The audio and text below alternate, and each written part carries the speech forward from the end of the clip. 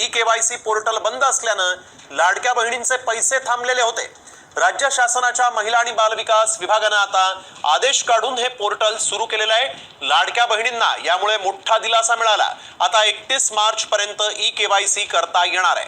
लाडक्या बहिणींसाठी एक खुशखबर आहे, ई-केवायसी पोर्टल जे आहे ते आता सुरू झालेलं आहे। ई-केवायसी दुरुस्तीचा जो GR आलेला आहे तो संपूर्ण GR या व्हिडिओमध्ये दिला आहे, तो तुम्ही पाहू शकता।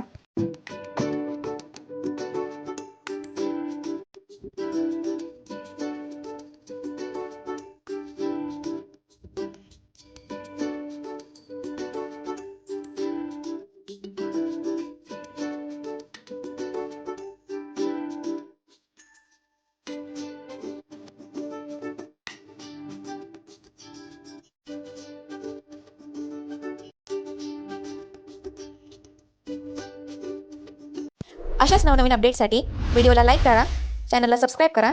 सर्व शासकीय योजनांची अचूक व वेगवान माहिती फक्त विसावा या आपल्या चॅनलवर